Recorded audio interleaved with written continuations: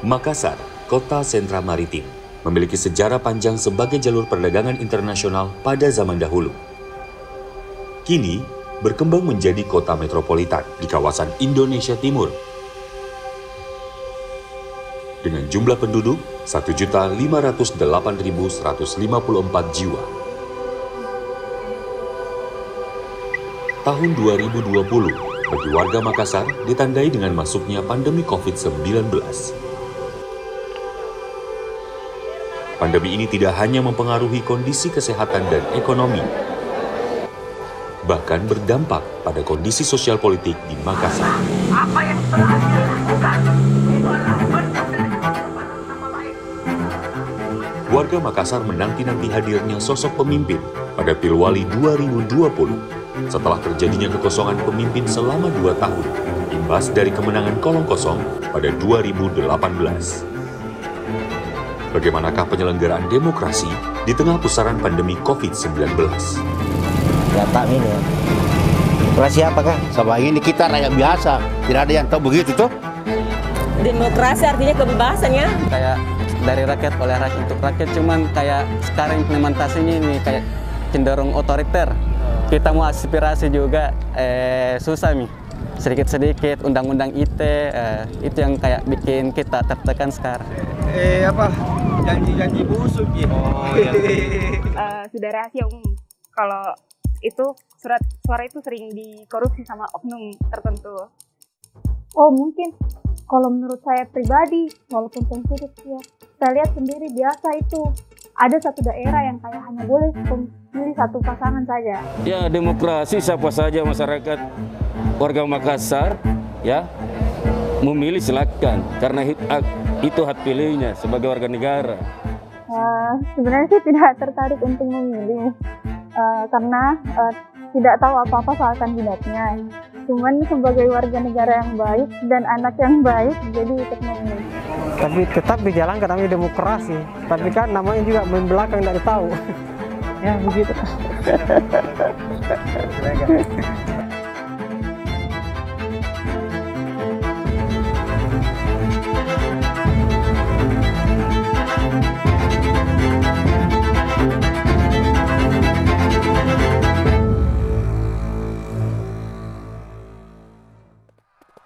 Demokrasi lahir dari pergolakan dan ketidakpuasan terhadap sistem pemerintahan absolut, otoritarian, dan berlaku sewenang-wenang.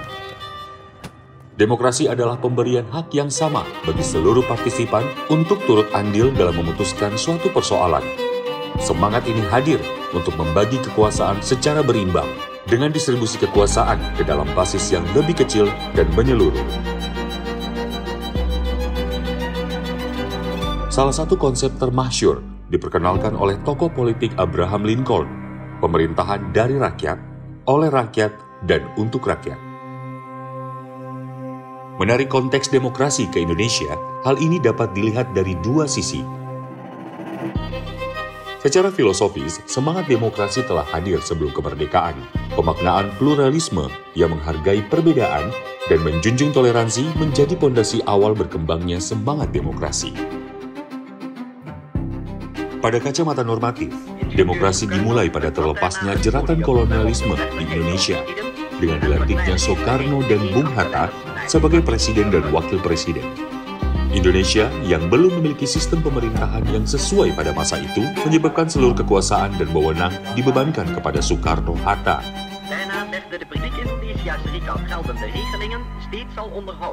Dengan tersentralisasinya kekuasaan pada presiden menimbulkan kekhawatiran yang besar hadirnya absolutisme pada pemerintahan Indonesia.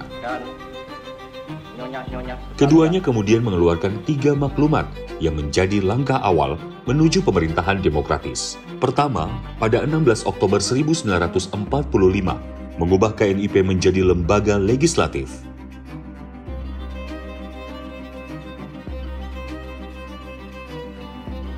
3 November 1945, menghadirkan partai-partai politik untuk menghimpun aspirasi masyarakat dalam suatu lembaga yang mengakomodir kepentingan bersama. 14 November 1945, mengubah sistem presidensial menjadi sistem parlementer yang mengindikasikan terbaginya kekuasaan secara merata.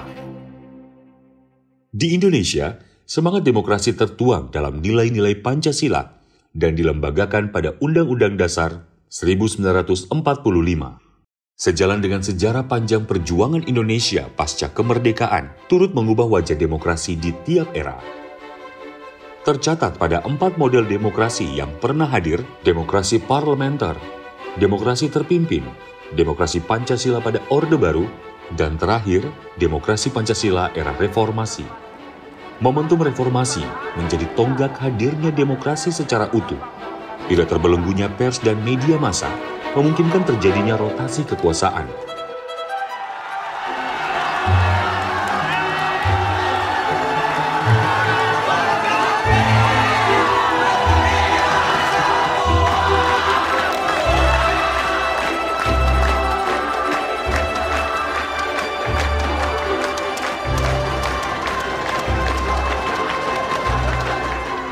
Pada tahun 2004, pemilihan presiden dan pemilihan umum dilakukan secara langsung. Hal ini memberikan kesempatan bagi seluruh masyarakat untuk menggunakan hak suaranya dalam menentukan pemimpinnya. Pemungutan suara menjadi salah satu perwujudan demokrasi. Fenomena ini kemudian sering diidentikan dengan pesta demokrasi. Namun, pada Pilkada serentak 2020, penyelenggaraan demokrasi turut terbentur dengan wabah pandemi COVID-19.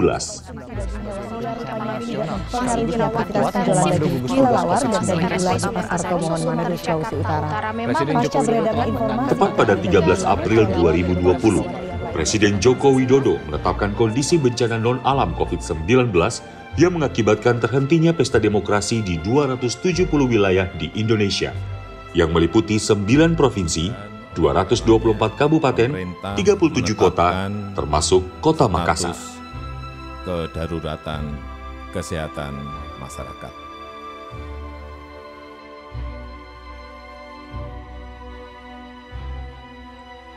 Kondisi yang tidak pasti akibat kemunculan COVID-19 yang belum teridentifikasi, disusul dengan lonjakan kasus positif COVID-19 yang terus meningkat di kota Makassar, membuat pihak penyelenggara KPU Makassar tidak mampu berbuat apa-apa. Mengorganisir tahapan pilkada itu berbeda dengan profesi-profesi yang lain ya. Kalau kita pikir ya, kita lihat secara komisioner KPU itu sebenarnya adalah profesi yang menarik, tapi tidak ada dalam daftar cita-cita sebenarnya.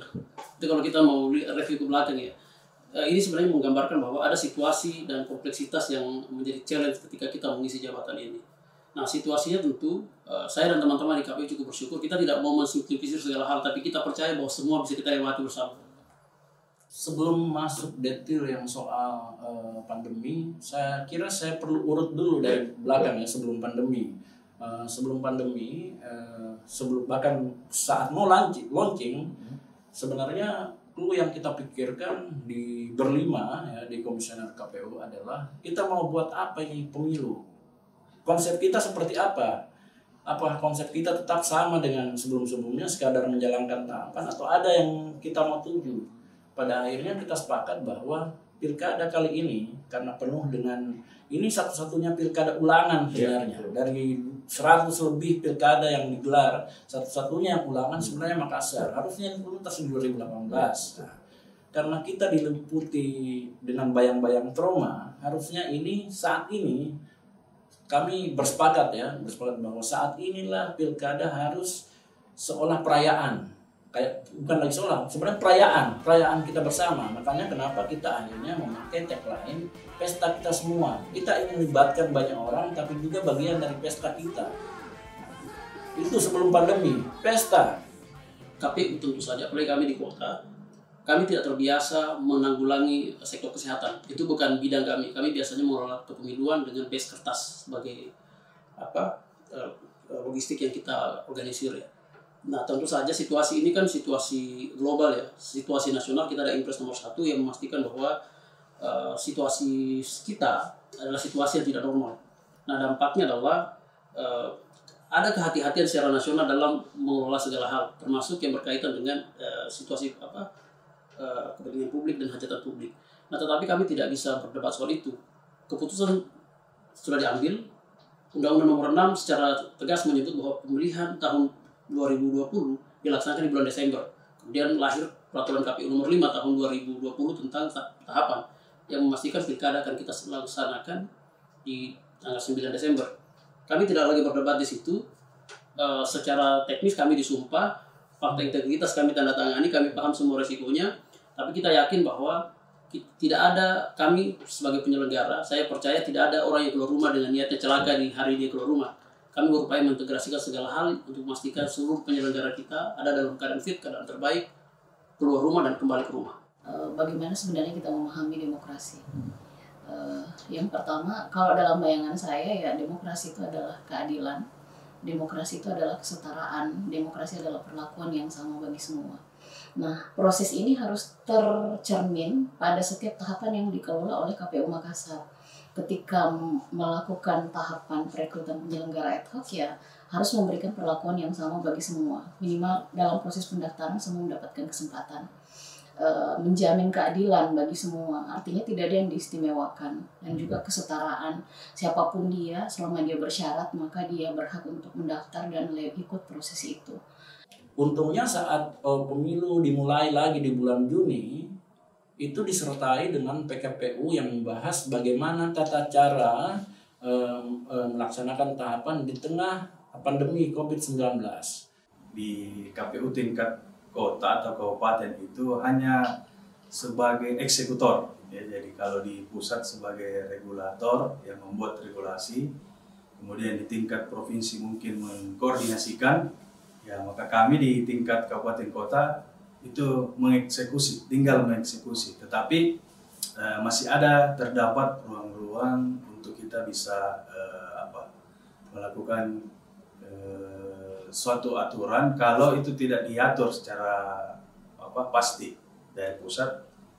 Kami di kabupaten kota bisa melaksanakan atau membuat regulasi yang secara umum tidak bertentangan ya dengan PKPU. Dalam penyelenggaraan Pilwali Makassar 2020, secara garis besar setidaknya ada beberapa tahapan utama. Perekrutan panitia ad hoc, pencocokan data pemilih, pendaftaran Bapaslon perseorangan dan parpol, pengundian dan pengumuman nomor urut paslon, masa sengketa paslon, masa kampanye, pemungutan suara, penetapan pasangan calon, serta sengketa hasil. Bagi pihak penyelenggara KPU Kota Makassar, tantangan yang dihadapi pertama kali di tengah wabah pandemi COVID-19 adalah proses rekrutmen panitia ad hoc. SDM yang dimiliki oleh KPU Makassar mulai dari tingkatan kami di kota, kemudian PPK di kecamatan, PPS di kelurahan, dan KPPS di TPS, mereka harus berintegritas. Itu satu.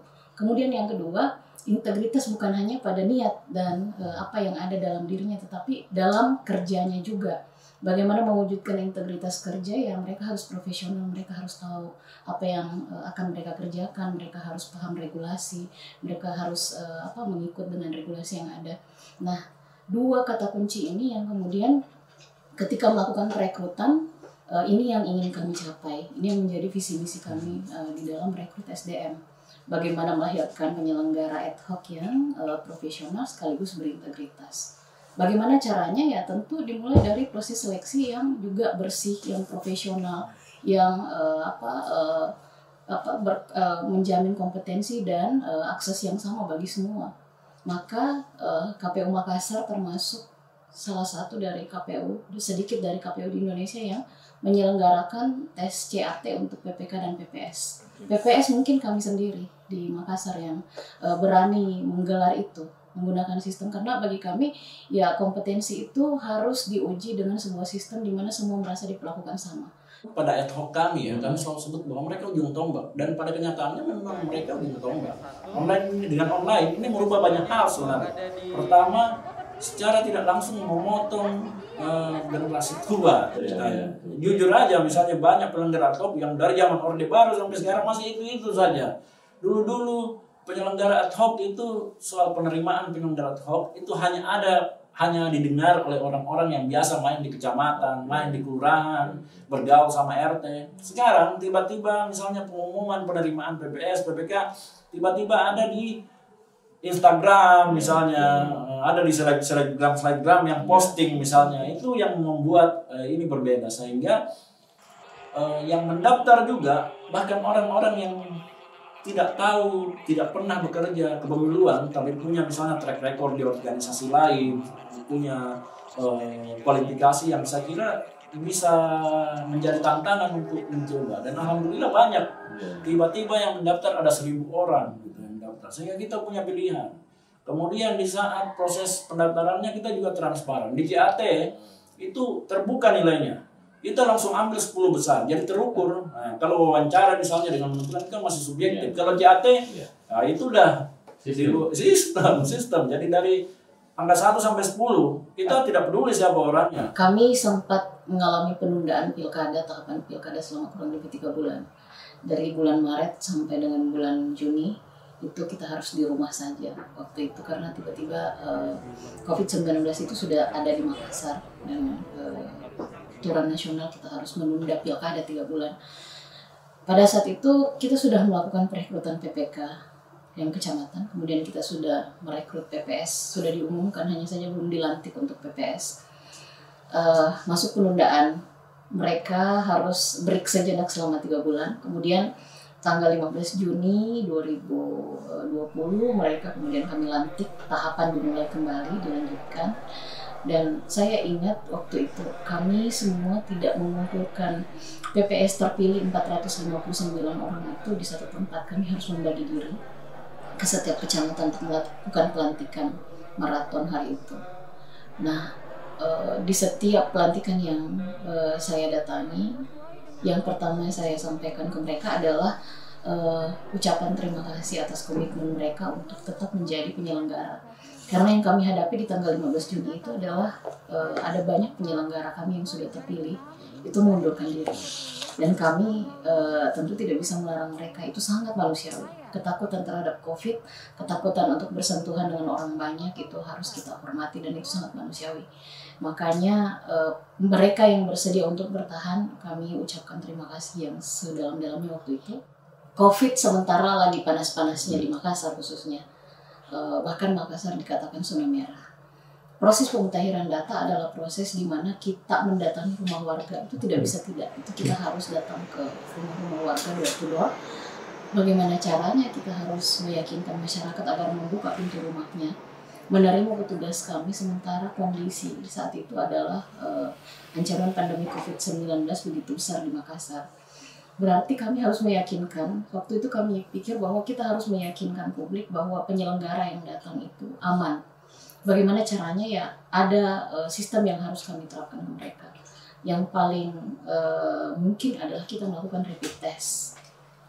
Makanya persyaratan untuk para penyelenggara kami, karena setelah merekrut PPS kita harus merekrut 2.324 PPDP, petugas pemutahiran data pemilih. Di tengah pandemi, mereka akan bertugas ke rumah warga. Cuman persoalannya kemudian Makassar adalah daerah yang sangat dinamis masyarakatnya, masyarakat yang kemudian sangat berani menyampaikan apa yang menjadi sikap mereka terhadap sebuah kebijakan. Di tengah COVID waktu itu di banyak sekali perkampungan, di banyak sekali lorong-lorong, di banyak sekali gang-gang di Makassar, spanduk penolakan rapid test itu ada di mana-mana. Dan bisa dibayangkan di tengah situasi itu kami harus melakukan rapid test. Di tengah gelombang masyarakat menolak rapid test yang diadakan oleh pemerintah. Dan kami harus merapid. Aturannya adalah yang boleh bertugas ke rumah warga adalah yang sudah dirapid dan non-reaktif. Kalau reaktif kami tidak akan ambil resiko. Mau pemutahiran datanya terlambat, mau apapun itu, resiko paling besarnya adalah kami tidak mau ada persoalan protokol kesehatan yang kemudian mencelakakan kita semua, yang hanya karena dianggap sepele kemudian dilanggar dan itu akibatnya bisa fatal. Kami memilih opsi untuk merapid. Di tengah jalan ketika kami melakukan rapid test, hampir setengahnya mundur karena tidak mau rapid, artinya kami harus merekrut ulang lagi. Kemudian yang setengahnya lagi reaktifnya juga besar sekali. Belum lagi kami menghadapi isu hoax yang dihembuskan oleh media yang mungkin salah mendengarkan informasi atau salah mendapatkan informasi di lapangan, sehingga penolakan warga terhadap petugas pemutahiran data pemilih kami yang turun itu terjadi. Ada gelombang penolakan dari grup-grup WA di kecamatan-kecamatan besar untuk menolak petugas pemutahiran data pemilih KPU. Ada petugas kami yang ketika mengetuk rumah warga, yang keluar bukan tuan rumahnya tetapi hewan peliharaan. Ada yang dimarahi karena dianggap petugas pemerintah yang rajin melakukan pencatatan ketika seperti itu, tapi ketika pembagian sembako masyarakat dilupakan, dan itu dimarahi oleh masyarakat yang ada di sekitar situ. Mereka dibully habis-habisan, mereka dimarah habis-habisan oleh warga. Belum lagi yang harus bertugas di daerah di mana perang warga masih terjadi. Ada beberapa kelurahan di Makassar di mana ya konflik antar warga itu masih terjadi antara satu kelurahan dengan kelurahan lain, antara RW 1 dengan RW lain. Perang busur misalnya masih terjadi dan petugas kami harus bertugas di tempat seperti itu.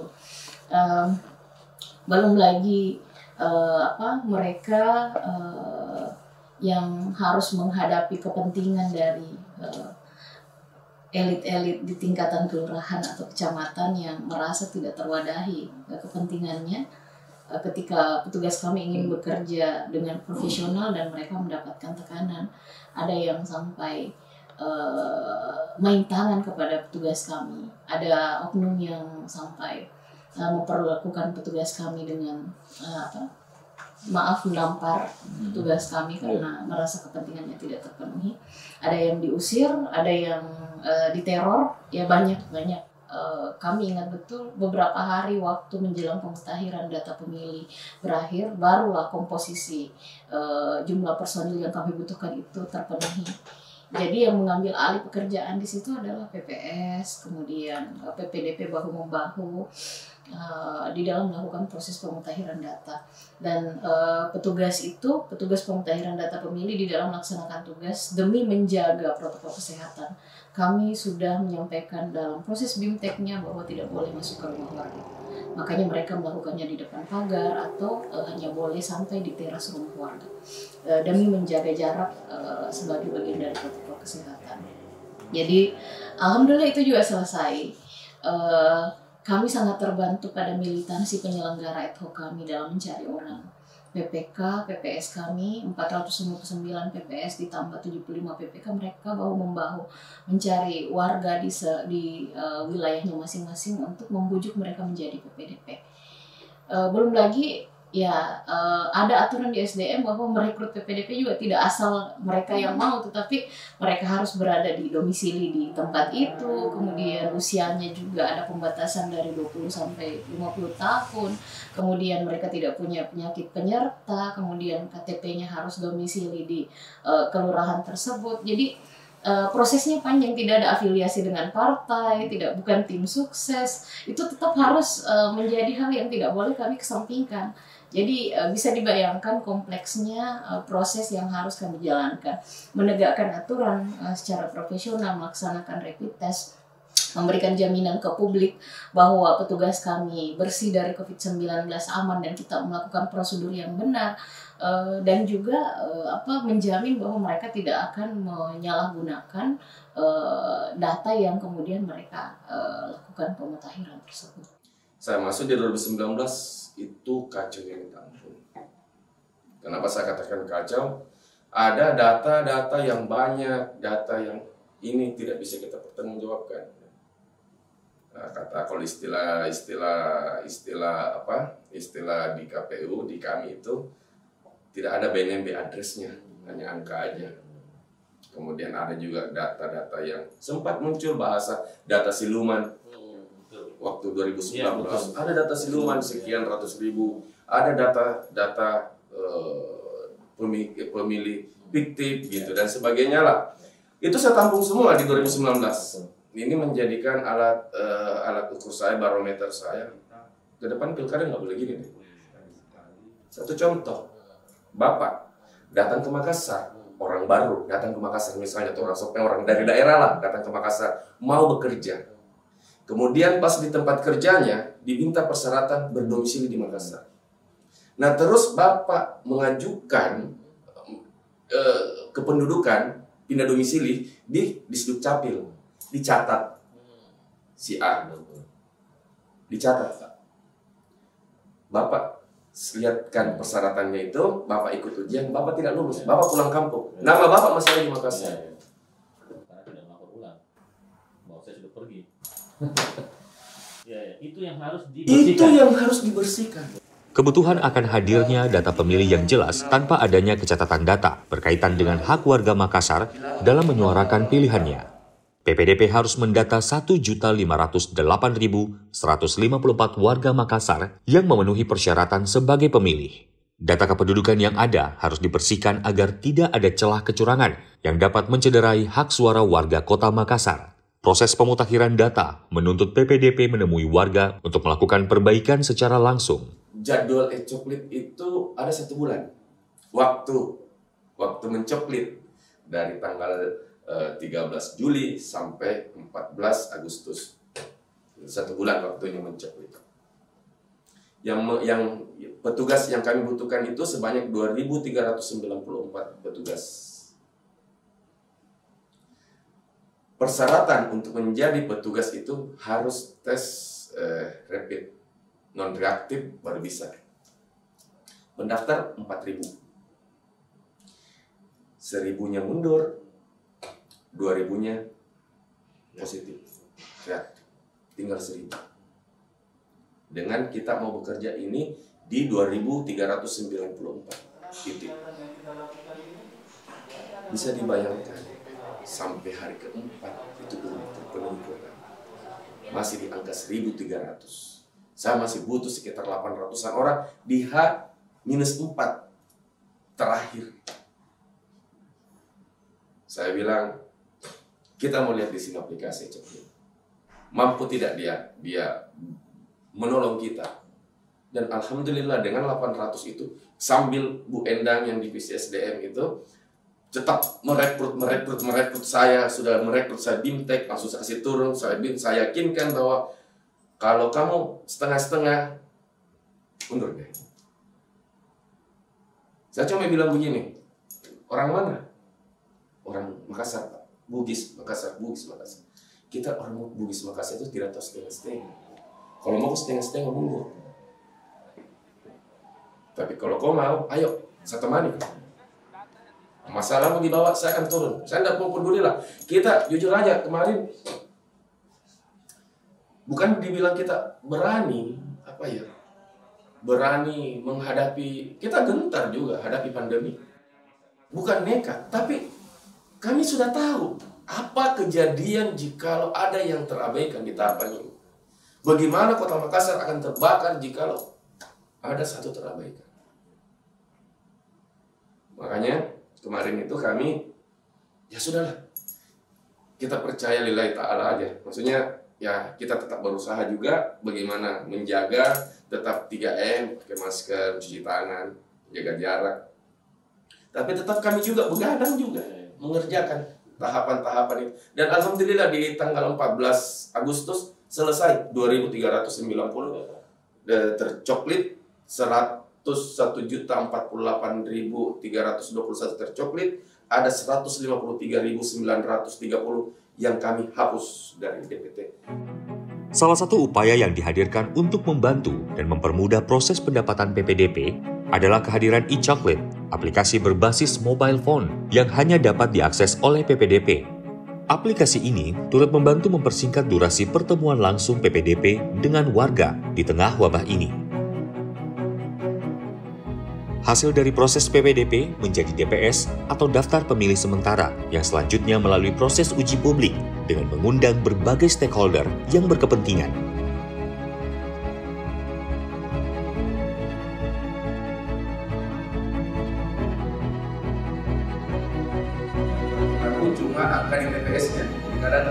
Setelah pengujian publik telah selesai, barulah ditetapkan sebagai DPT Kota Makassar 2020 yang berjumlah 901.087 jiwa. Pemilih DPT Kota Makassar ini kita tetapkan dengan ketatnya waktu menuju pemungutan suara 9 Desember 2020, berbagai tahapan dijalankan secara bersamaan. Tahapan selanjutnya adalah pendaftaran Bapaslon Pilwali Makassar 2020 yang diselenggarakan pada tanggal 4 sampai 6 November 2020. Kalau orang bilang pencalonan itu akan ada idiom ya kalau di KPU, anggota-anggota KPU, bahwa kalau pencalonan gagal itu bisa dibilang 40% persoalan pemilu itu gagal. Tapi kalau misalnya berhasil, 40% itu kan berhasil. Dan kalau pencalonan bersoal itu kan terbawa-bawa sampai pemilihan, dan itu biasa prosesnya panjang. Jadi saat pencalonan itu memang kita wanti-wanti bagaimana semuanya berjalan mulus. Itu pertama, pencalonan. Ini teknis menangani pencalonan. Pencalonan baik itu pencalonan kalau di pilkada kemarin, pencalonan perseorangan maupun pencalonan yang didukung oleh partai, ya, diusulkan oleh partai atau gabungan partai politik. Pada proses pendaftaran, menjadi momentum awal kemeriahan pesta demokrasi. Kemeriahan ini sudah mengakar dari setiap pilkada sebelumnya. Namun pada pilkada kali ini, kemeriahan tersebut harus terbungkam dengan ketatnya protokol kesehatan. Dengan keluarnya peraturan KPU nomor 6 tahun 2020, pasal 49 ayat 3, tentang larangan untuk membawa massa. Proses pencalonan, ada protokol yang harus kita jaga, itu protokol kesehatan. Prinsipnya adalah physical distancing secara agresif. Nah, ketika kita melakukan pendaftaran, kita bisa mengontrol area-area yang bisa dikontrol oleh KPU. Kami membatasi 20 orang, tapi di luar tidak bisa kita kontrol. Di jalan-jalan umum tidak bisa kita kontrol. Tapi persoalan misalnya rame-rame di jalan itu sebenarnya bukan tanggung jawab kita. Tapi yang kita pikir adalah di area KPU itu berjalan. Dan alhamdulillah betul-betul produk COVID kita jalankan tapi saya tidak mau terbelenggu dengan prokes saja, tapi tidak menyamankan kegiatan ini. Dalam artian pendaftaran harus tetap jalan, anak mudanya harus tetap jalan. Sehingga waktu itu di pendaftaran partai politik di lapangan KPU saya bikin panggung, saya beri nama rekreasi. Ruang ekspresi demokrasi. Itu maksudnya nanti selain main band, ada band yang main di situ saat pandemi, tapi tetap produk COVID. Dalam artian kita mau pandemi tapi kesenangan kita tidak hilang, perayaan kita tidak hilang gitu. Ada yang main band tapi ketika datang calonnya itu berhenti. Kemudian di situ nanti tempat setelah diterima pendaftarannya, di situ tempat tampilnya calon untuk memberi konferensi pers sehingga wartawan juga terurai. Nah, itu sebenarnya strategi kita. Jadi di tengah himpitan-himpitan banyak hal itu, pertama banyak orang, pandemi dan segala macam, kesenangannya tidak hilang.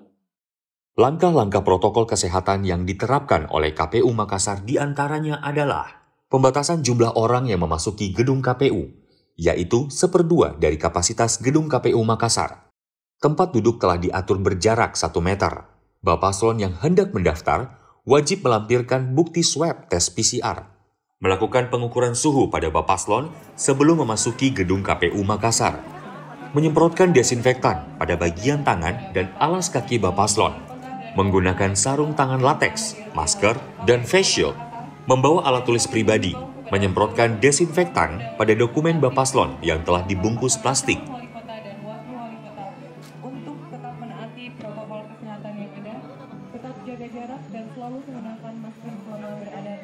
Dengan berakhirnya masa pendaftaran Bapaslon pada 6 September, tercatat jumlah pendaftar sebanyak 4 Bapaslon melalui jalur usulan parpol atau gabungan parpol. Lalu dilanjutkan dengan penetapan Bapaslon yang memenuhi syarat untuk diubah statusnya menjadi pasangan calon wali kota dan wakil wali kota Makassar 2020. Salah satu agenda yang paling ditunggu-tunggu bagi pasangan calon adalah pengundian nomor urut pasangan calon pada tanggal 24 November 2020. Kegiatan pengundian nomor urut dirangkaikan dengan deklarasi dan penandatanganan Fakta Integritas, penerapan protokol kesehatan pencegahan dan pengendalian COVID-19, pilkada damai, dan tolak politik uang. Fakta ini ditandatangani oleh seluruh stakeholder terkait beserta seluruh paslon Pilwali Makassar 2020. Keefektifan Fakta Integritas ini menjadi hadiah besar bagi pihak penyelenggara KPU Makassar. Jadi dari sisi regulasi kita sampaikan teman-teman. Kalau ada kira-kira ini lihat kayaknya nih ada di PKPU ini atau bertentangan ini kira-kira. Hati-hati dulu, baca dulu baik-baik, dan sampai kita improvisasi kemudian itu tidak sesuai, ya tentu dampaknya panjang. Ya, jadi dari sisi revisi hukum mungkin di situ ya, kita cegah ini. Jadi termasuk di ad hoc. Waktu itu revisi hukum saya bilang kita harus menanamkan sejak awal ini, bukannya sambil menanamkan kita takut-takuti memang milih ad hoc ini supaya dia tidak bermain. Karena kapan dia punya niatan dan tidak ada rasa takut, dia yang sakit. Dia yang akan problem di hari-hari KPPS bermain.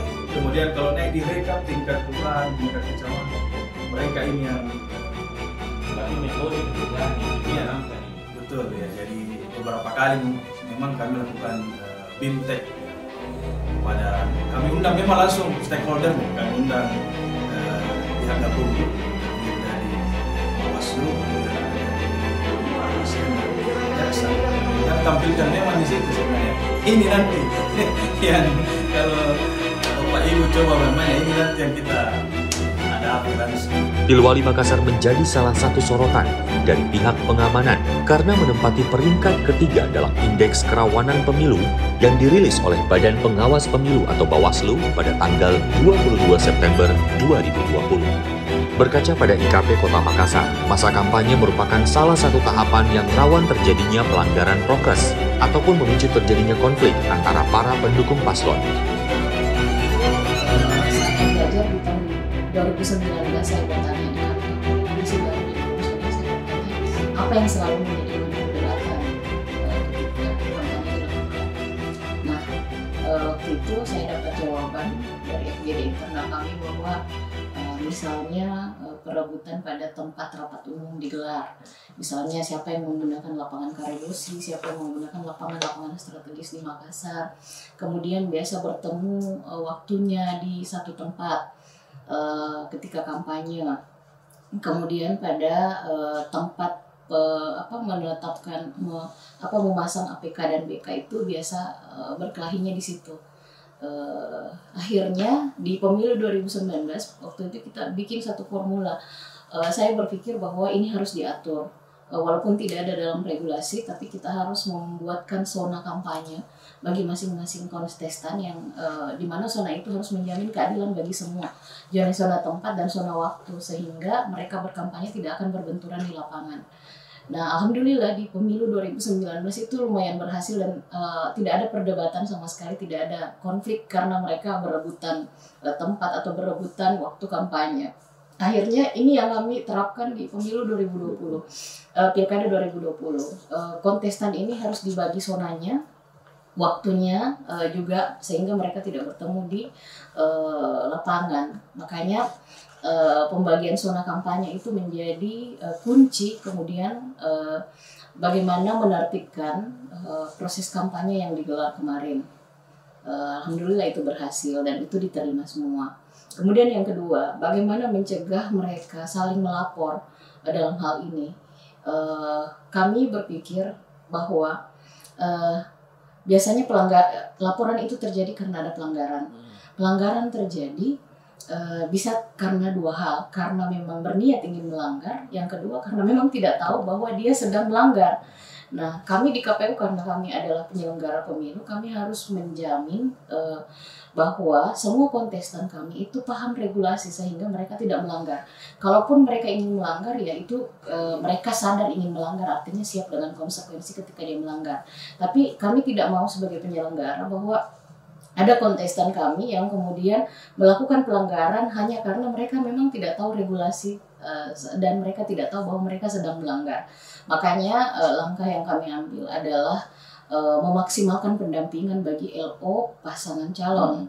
Nah, itu kami kanalisasi mereka dalam sebuah grup WA. Saya ingat sekali, semua LO diundang masuk ke situ dan semua regulasi diberikan di situ.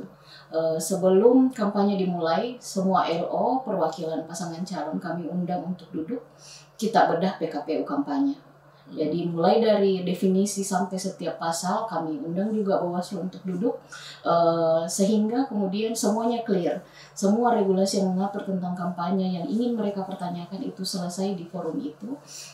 Kemudian ada Bawaslu ketika mereka ragu-ragu apakah ini melanggar atau tidak, kami hadirkan juga Bawaslu untuk memberi penjelasan sampai di mana batas yang dianggap melanggar atau tidak. Cara ini efektif. Hampir tidak ada pelanggaran kampanye yang terjadi dan memang tidak ada saling menggugat, walaupun mungkin ada yang lebih loss pada jumlah orang yang datang sebagainya, tetapi yang fatal sampai money politik dan sebagainya itu tidak terjadi. Kita berada dalam situasi pandemi COVID-19 terjadi di Makassar. Kami ingat betul PKPU kampanye itu berkali-kali diubah. Ada PKPU COVID itu sampai 3 kali perubahan, PKPU 6, PKPU 10 itu berubah lagi, dan akhirnya kemudian dengan tegas di PKPU itu mengatur bahwa untuk pelaksanaan kampanye rapat umum ditiadakan, bagian-bagian kampanye yang mengumpulkan banyak orang itu ditiadakan. Pertemuan tatap muka langsung itu hanya boleh maksimal 50 orang. Bisa dibayangkan bagaimana efektivitas kampanye ketika hanya dihadiri oleh 50 orang. Dan kami percaya bahwa itu sangat tidak efektif. Kita ingin berharap media sosial, masyarakat kita belum terlalu melek pada penggunaan media sosial untuk kampanye, dan regulasi yang ada belum dengan detail mengatur soal kampanye lewat media sosial. Nah, bagaimana caranya masyarakat tahu apa yang menjadi tawaran visi misi gagasan dari masing-masing paslon ketika pertemuan tatap muka itu dihilangkan atau dibatasi hanya maksimal 50 orang. Tapi di satu sisi, ya pertimbangan COVID-19 itu adalah pertimbangan yang tidak bisa kita ganggu-gugat. Karena ya melawan itu artinya kita mengorbankan banyak orang juga, dan ya nyawa setiap orang itu di atas segala-galanya. Itu hukum tertinggi. Kemanusiaan adalah hukum tertinggi. Akibat dari wabah pandemi COVID-19, sorotan utama pada proses kampanye bagi warga Kota Makassar adalah debat publik menjadi ajang beradu strategi dan langkah-langkah pembenahan Kota Makassar. Debat publik adalah ajang di mana masyarakat melihat, mendengar, dan memberikan penilaian pada bagaimana kompetensi dari masing-masing paslon yang mengajukan dirinya untuk berkontestasi. Disitulah masyarakat akan menilai, akan menentukan pilihannya, akan mengetahui apa tawaran gagasan dari masing-masing kandidat tersebut, apa visi misi mereka, apa janji-janji yang akan mereka wujudkan ketika mereka nantinya terpilih. Tujuan kita secara simpel adalah mengetahui kualifikasi calon adalah hak warga kota sebagai pemilih, sehingga memfasilitasi debat publik sebenarnya memfasilitasi hak warga kota untuk tahu dan mengasesmen lebih detail bagaimana kualifikasi dan profiling calonnya.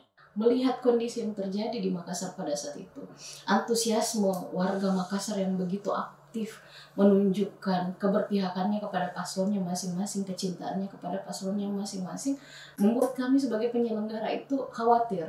Khawatirnya pertama adalah pasti terjadi pelanggaran PKPU di sini. Pelanggaran PKPU kampanye itu pasti diterabas. Kemudian yang kedua adalah COVID. Ketika kerumunan terjadi, penumpukan orang terjadi dan tidak terkendali, di mana tanggung jawab kita sebagai penyelenggara? Kami bertanggung jawab untuk menjaga agar tahapan ini aman bagi semua pemilih, aman bagi KPU, aman dan jajarannya, aman bagi paslon dan jajarannya, dan semua yang terlibat dalam proses pemilu. Itu tanggung jawab kami sebagai penyelenggara. Maka keputusan pleno memutuskan bahwa kita tidak boleh melakukan debat pertama ini di Makassar. Pertimbangan keamanan, pertimbangan mencegah kerumunan, pertimbangan penegakan protokol COVID dan kemanusiaan, pertimbangan anggaran, dan pertimbangan kepuasan publik dalam menikmati seperti inilah tontonan di mana mereka bisa melihat paslonnya dengan utuh, dengan tanpa ada kendala teknis yang udah. Ya, jadi secara regulasi memang kemarin di PKPU kampanye itu kan tidak ada juga yang mengunci bahwa harus di daerahnya, ya. Jadi tetap kita punya peluang untuk melaksanakan, karena di situ bahasanya kan di salah satu TV, ya, atau stasiun TV. Nah, tetapi kami dari awal sudah melakukan pleno bahwa tetap kita akan di Makassar, kalau tidak 2 kali sekali, di ujung atau di awal. Ya. Namun karena sejak awal ada situasi bahwa Makassar ini sepertinya akan terjadi mungkin chaos. Pasca debat pertama ada kejadian yang terjadi di luar lokasi debat. Jadi walaupun bukan di lokasi debat karena terjadinya di depan gerbang, jadi bukan dalam area stasiun TV tempat kami melaksanakan debat. Ada proses terjadi di situ yang sama-sama tidak kita inginkan, ada proses, ada yang tertikam salah satu pendukung dan setelah proses itu malam itu tekanan begitu besar ke KPU. Kami banyak yang kemudian menyoroti KPU, bahkan menyerang KPU, mengatakan bahwa katanya menjaga keamanan, ternyata keamanan tidak terjadi. Proses keamanan itu ternyata tidak bisa diberikan jaminan, ternyata terjadi juga proses itu di debatnya. Waktu itu saya ingat, saya langsung mengirimkan rilis ke teman-teman media dan menyampaikan pernyataan KPU Makassar bahwa sedangkan kita laksanakan di Jakarta saja yang jauhnya itu seperti apa, peristiwa ini tetap terjadi. Bisa dibayangkan ketika ini dilaksanakan di Makassar. Mitigasi kami lebih besar dibanding debat pertama. Kami tidak mau betul-betul ada kecolongan, jadi kami minta pihak keamanan disiapkan 2 kali lipat dari debat sebelumnya. Kemudian yang kedua, kami juga menyiapkan pengamanan berlapis dengan berkomunikasi langsung dengan Polres Metro Jakarta Pusat di sana untuk ada pengamanan tambahan di luar, dan memang itu di-clearkan se-clear-clearnya sehingga yang kita harapkan tidak terjadi. Kami juga percaya bahwa sirkulasi politik harus seperti ini. Debat gagasan, debat program, debat visi misi. Bukan pemaksaan kehendak, bukan juga penggunaan kekerasan. Kita ingin level demokrasi kita di Makassar jauh lebih baik lagi. Kita ingin masyarakat betul-betul menjadi pemilik dari kota ini dan menentukan siapa yang paling layak untuk menjadi wali kota Makassar 2020 nantinya. Sebagai penyelenggara, kami berkewajiban untuk menerapkan setiap tahapan sesuai dengan standar protokol kesehatan. Itu tercipta, itu terwujud, itu terbukti dalam setiap tahapan yang kami jalankan, termasuk dalam debat kali ini. Ya, dan akhirnya saya kira kepada pemilih Makassar, silahkan tentukan pilihan, datang ke TPS 9 Desember 2020, kita tentukan bagaimana Makassar ini akan dibawa. Dan jangan salah pilih. Terima kasih. Assalamualaikum warahmatullahi wabarakatuh. Polemik yang terjadi pada debat pertama ini mampu dikonsolidasikan dan tidak menyebabkan api yang lebih besar bagi tim pendukung pasangan calon. Hal ini terlihat pasca debat publik mendekati hari pemungutan suara, tidak terjadinya konflik lanjutan antara tim pendukung pasangan calon di Kota Makassar. Sepanjang proses penyelenggaraan Pilwali Makassar, hal-hal yang dilakukan tidaklah mudah. Bukanlah tidak mungkin adanya kasus positif yang terjadi pada pihak penyelenggara. Setidaknya, tercatat 4.148 kasus positif COVID-19 pada Desember 2020. Terjadinya tren peningkatan ini turut memberikan andil timbulnya kecemasan bagi warga Kota Makassar. Ketika kewajiban untuk swab pertama kali, itu yang agak merepotkan karena situasinya Pak Ketua dan Bu Endang itu terpapar positif corona. Kemudian staf yang sering mengantar saya ke kantor itu juga positif, sehingga saya putuskan semua orang yang positif waktu itu harus masuk karantina ke. Saya sudah merasa bahwa sepertinya saya akan kena COVID karena kondisi tubuh sangat tidak seperti biasanya. Walaupun hasil swab belum keluar, Sabtu Minggu saya sudah lemas dan sudah berada di tempat tidur, tidak melakukan aktivitas lagi, dan hari Senin Saya ingat sekali hasil swab keluar dan saya dikirimkan hasilnya dari Kasubag di kantor dan di situ disampaikan bahwa saya positif. Di situ saya sudah tidak berinteraksi dengan teman-teman langsung, tapi memang kami masih kontak-kontakan lewat grup WA. Jadi dengan menggunakan grup WA, koordinasi itu tetap jalan. Gitu. Saya merasa bahwa ya saya tidak bisa seperti ini terus karena tahapan kampanye sementara berjalan. Perekrutan KPPS 16.758 orang itu bukan pekerjaan mudah dan itu sudah di depan mata. Bagaimana persiapannya, bagaimana koordinasinya.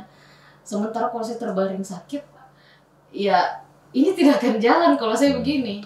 Karena 16.758 itu tanggung jawab saya. Saya harus merekrut mereka dan itu pasti tidak mudah. Saya sudah bisa bayangkan merekrut 2.394 saja kita harus keteteran dan itu butuh waktu hampir 1 bulan baru terpenuhi. Sementara kami saat ini 8 kali lipat dari itu. 16.758 KPPS, kemudian 4.000 lebih petugas ketertiban, mereka harus melakukan proses yang sama, mereka harus direpit, mereka tidak boleh reaktif, kemudian mereka harus memenuhi persyaratan dari divisi SDM, usia, ijazah, domisili, tidak terlibat partai, berintegritas. Prosesnya 8 kali lipat, sementara saya terbaring seperti ini tidak boleh. Makanya selama sakit itu saya harus mulai membuka HP, kemudian membagi tugas rapat, memanfaatkan fasilitas yang ada via Zoom, via rapat via online seperti itu dengan PPK, dengan PPS, dan membagi tugas ke mereka, meminta ke teman-teman di rapat pleno rutin kami untuk segera berkoordinasi dan membantu divisi saya. Waktu itu kami harus koordinasi dengan Pemkot, harus dengan Dinas Kesehatan, dengan stakeholder terkait di kelurahan dan kecamatan, dan itu tidak bisa ditunda. Kondisi geografis Kota Makassar terbagi menjadi 2 daerah, daratan dan kepulauan. Tantangan yang hadir ada pada daerah kepulauan, yaitu Kecamatan Sangkarang yang meliputi beberapa pulau. Bagaimanakah langkah strategis yang disiapkan penyelenggara KPU Makassar dalam persiapan logistik di tengah wabah pandemi COVID-19? Kalau secara umum tidak ada kendala sebenarnya karena kami hanya harus mendahulukan tahapan distribusi itu ke daerah-daerah kepulauan, mengingat di Desember itu agak risiko cuaca itu agak besar, jadi kami memang mendahulukan Kecamatan Sangkarang itu untuk didistribusi logistiknya dibanding dengan di daerah lain yang di daratan, karena kalau di daratan kan gampang kita jangkau dengan kendaraan, bisa kita capai, tapi kalau di pulau itu kita harus berhitung soal situasi cuaca, jadi kami dahulukan. Inovasi kecil yang pertama sebenarnya di kita itu pada saat kita mengapakan logistik. Biasanya mengapakan logistik itu kita sebar di kecamatan, sehingga pengendaliannya agak sulit karena kami harus memantau semua kecamatan. Tetapi kemarin kita dapat fasilitas dari pemerintah provinsi untuk menggunakan fasilitas Pemkot, yaitu CCC, untuk mempacking semua logistik, sehingga pengendaliannya ada di kita dan distribusinya langsung kita turunkan ke kecamatan. Biasanya itu di packing di kecamatan, sehingga agak sulit kami kendalikan nilainya, jumlahnya, dan ketersediaannya, sehingga kita putuskan bersama Pak Ketua waktu itu packing itu ada di tingkat kota, sehingga kita bisa pastikan jumlahnya pas untuk semua kecamatan dan semua TPS. Kita minta penambahan anggaran karena ada situasi COVID yang mengharuskan penyederhanaan TPS. Dampaknya kalau TPS disederhanakan, penyelenggaranya mungkin banyak karena TPS-nya mungkin banyak, sehingga kita butuh support pendanaan untuk menyokong penyelenggara baru. Nah, di sini kemudian kita bicara soal efisiensi, karena di tingkat kota juga ada situasi, ada kebijakan refocusing yang memaksa segala anggaran kegiatan itu dipres. Nah, sehingga kita berdebat tentang efisiensi. Nah, ini yang belum ketemu. Sebenarnya kebijakan anggaran kita di awal itu tidak mengadopsi atau tidak berperspektif COVID, karena kan kita mengajukan anggaran di saat COVID belum ada. Jadi praktis struktur anggaran kita tidak ada menyebutkan alat-alat pelindung diri dan lain-lain. Tetapi semua itu di backup oleh APBN. Jadi KPU Pusat membiayai kami untuk bahan-bahan atau alat-alat pelindung diri yang berkaitan dengan penanganan COVID. Tetapi tentu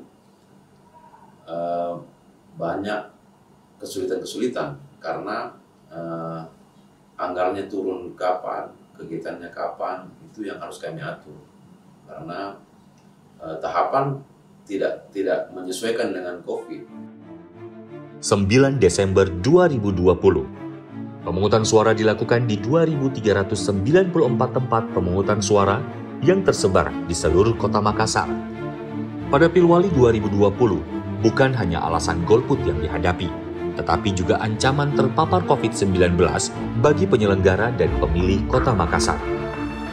Pemilih sebelum datang ke TPS terlebih dahulu menerima surat undangan memilih yang mengatur waktu kedatangan.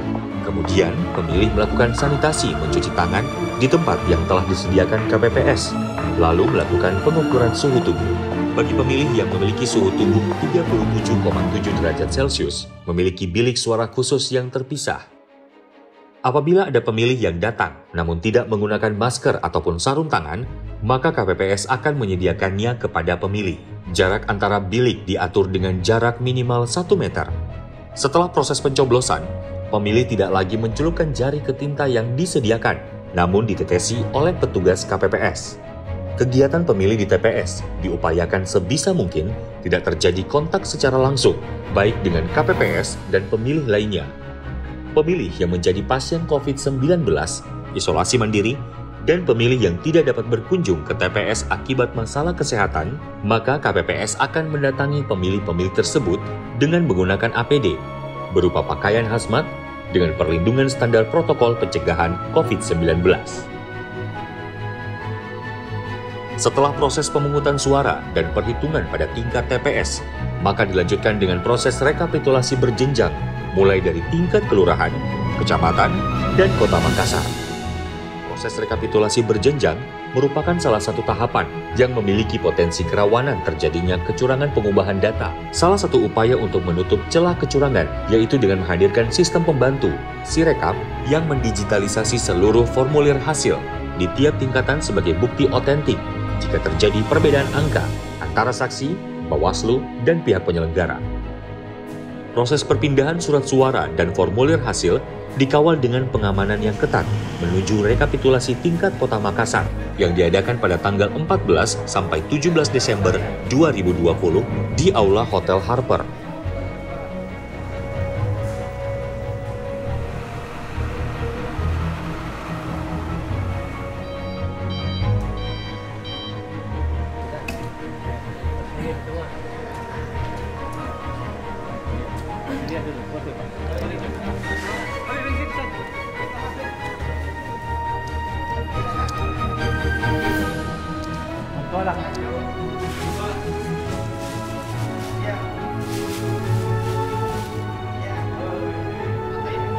Seluruh PPK dari 15 kecamatan kota Makassar memaparkan hasil perolehan surat suara yang ada di depan Bawaslu dan LO setiap pasangan calon.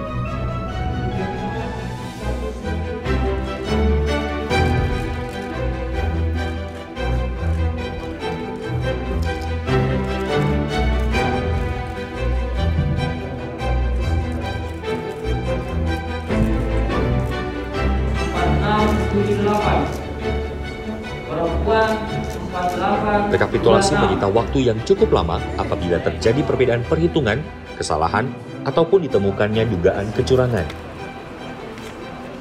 Dengan kehadiran Sirekap, mempermudah melacak di mana kesalahan perhitungan dan mengefisiensikan pengadaan bukti secara otentik. Upaya ini sebagai wujud transparansi pemungutan suara kepada semua pihak terkait.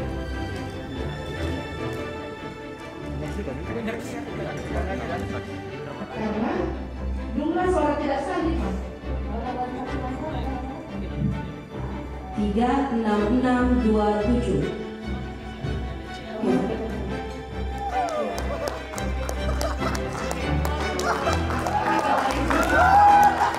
tentang penetapan rekapitulasi hasil penghitungan suara pemilihan wali kota dan wakil wali kota Makassar tahun 2020. 310 seharusnya 63319 ditemukan di Kelurahan Tamalandrea tertulis 8339. Setelah proses panjang untuk mencapai persetujuan hasil akhir dari semua pihak, maka ditentukanlah hasil akhir dari rekapitulasi pemungutan suara Kota Makassar. Tercatat 529.668 surat suara sah dan 7.897 surat suara yang tidak sah dari total 901.087 daftar pemilih tetap atau DPT. Hal ini menunjukkan angka partisipasi warga Kota Makassar sebesar 59,6% dalam Pilwali Kota Makassar 2020. Untuk pertama kalinya, Kota Makassar tidak terjadi sengketa hasil pemungutan suara. Hal ini mengindikasikan keseriusan dan transparansi dari kinerja seluruh penyelenggara KPU Kota Makassar. Salah satu ya faktor yang membuat ini lancar karena komunikasi yang kita bangun dalam artian pertama komunikasi yang lancar, kedua kemudian komunikasi yang tidak berpihak pada salah satu calon. Saya kira itu. Karena saya misalnya banyak komunikasi dengan LO pasangan calon. Dari komunikasi itu kan dari komunikasi itu mereka bisa misalnya mereka bisa tangkap bahwa ini komisionernya adil, ini KPU-nya adil gitu. Memberi ruang yang sama, memberi bagian yang sama. Sampai hari H kemudian situasi alhamdulillah ya sepertinya ini aman ya. Saya mengambil kesimpulan bahwa kerja teman-teman yang baik sejak awal ini alhamdulillah bisa jadi saya libur panjang di tidak ada sengketa ya, zero sengketa di ujung Pilwali Makassar ini dan itu mencatatkan sejarah. Istilahnya kadang-kadang kan kalau di penyelenggara kalaupun tidak ada gugatan ada kayak cibiran-cibiran dari LO atau misalnya dari calon ini yang kalah pun tidak pernah saya pribadi beritahu saya kalau misalnya ada saya tidak pernah alhamdulillah tidak pernah mendengar cibiran-cibiran mereka gitu. Kalaupun kalah ya kalah secara terhormat gitu. Pertama adalah soal keterbukaan, yang kedua adalah netralitas penyelenggara. Pada dua isu ini kami berusaha memberi penetrasi terhadap kerja-kerja kami pada level penyelenggara pemilihan sehingga dua hal itu kita berupaya untuk mencari alternatif dispute agar proses penyelenggaraan pilkada itu bisa seperti proses penyelenggara dalam etalase terbuka. Warga kota bisa mengasistensi langsung bagaimana kami dalam membuat tahapan. Di samping itu tentu mereka bisa mengasistensi calon, tapi yang paling penting adalah warga harus lihat bagaimana KPU membuat tahapan. Demokrasi menjadi semangat bersama dalam bermasyarakat dan bernegara. Meskipun dalam pemahaman secara konseptual tentang demokrasi tidaklah menyeluruh di masyarakat. Namun, pemahaman secara filosofis dan pemaknaan secara akar rumput memberikan ciri khas mendalam tentang apa itu demokrasi bagi warga Kota Makassar. Meskipun dihadapkan dengan gelombang wabah pandemi COVID-19, semangat-semangat berdemokrasi terus tumbuh dengan cara-cara yang baru. Krisis menggugah kembali kemampuan kita untuk bertumbuh lebih jauh dengan kreativitas dan rasa kemanusiaan yang tinggi. Demokrasi hadir dengan wujud-wujud baru di tengah keterbatasan.